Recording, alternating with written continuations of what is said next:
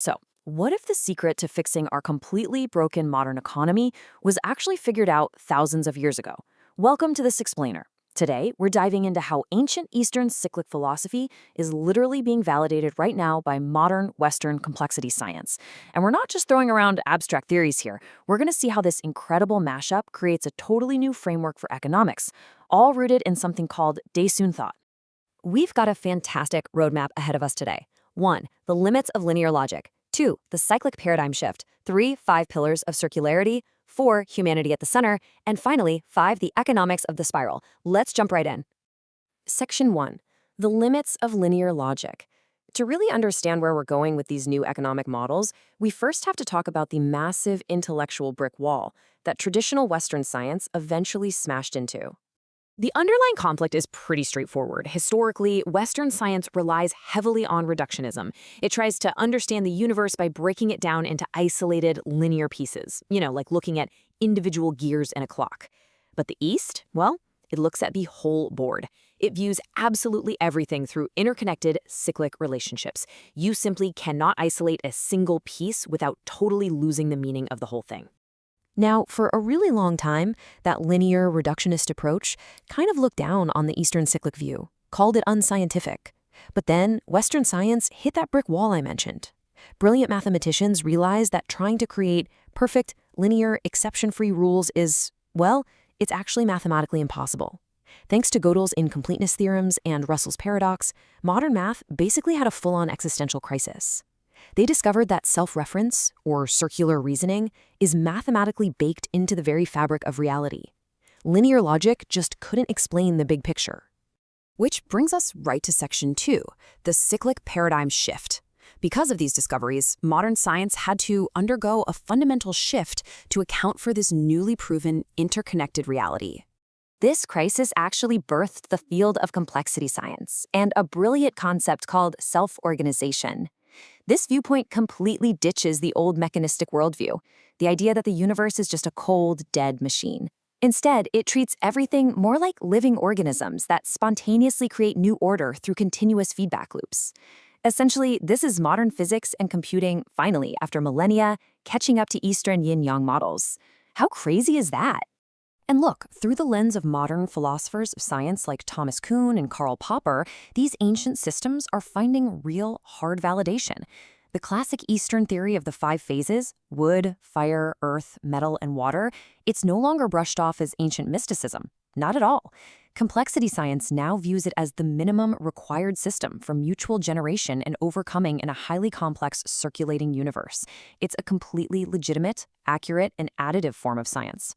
All right, moving on to Section 3, 5 pillars of circularity. Let's see how all of this builds the core of Daesoon thought by breaking down the actual specific characteristics of this circularity.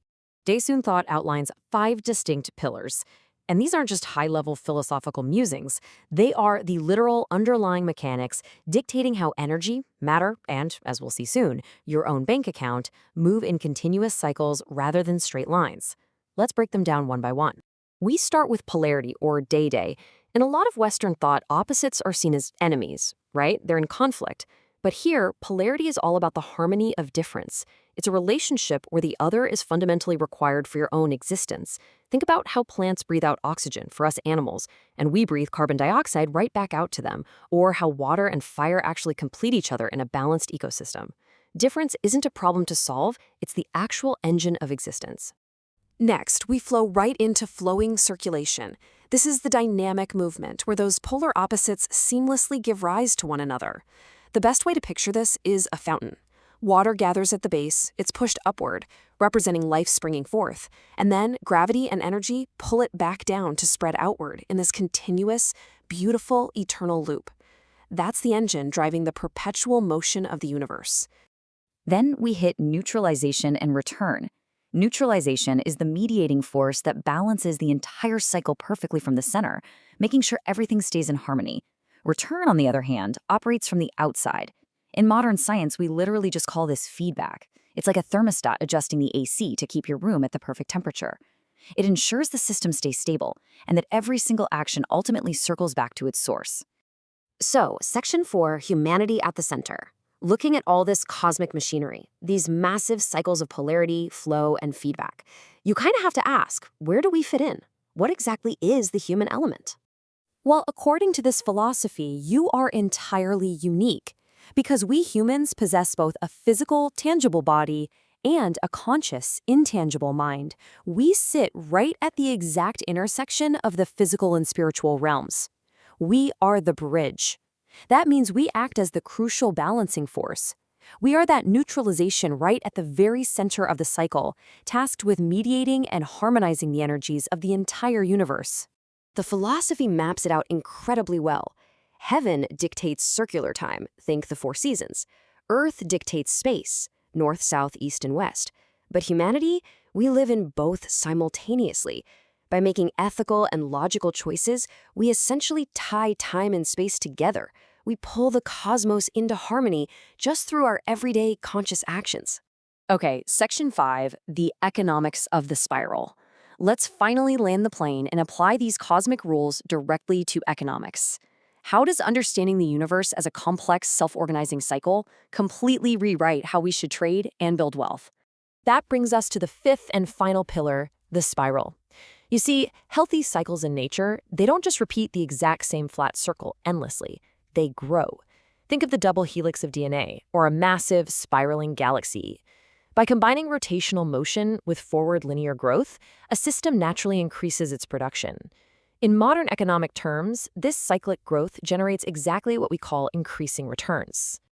And this creates a really stark contrast between economic models. Traditional Western economics has historically obsessed over linear accumulation. It's all about hoarding wealth, building a bigger pile. But that inevitably leads to diminishing returns and systemic burnout, literally like a fragile machine just running out of gas. On the flip side, Daesun thought, fully backed by modern complexity science, argues that true sustainable growth only happens through cyclic circulation. You have to maintain a continuous flow to ensure mutual benefit and increasing returns for the entire system. Listen, if you take only one thing away from this explainer today, it needs to be this realization.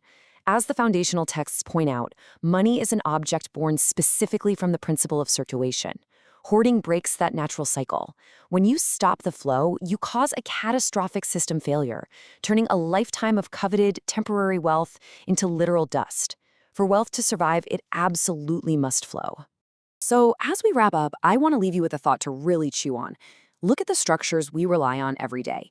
Are we building economic systems that stubbornly fight the universe's natural self-organizing cycles? Or are we building systems that actually harness them? Think about how you can shift your own life and your community away from a fragile linear path of hoarding and into a thriving cyclic spiral of mutual benefit. Thanks so much for learning with me today.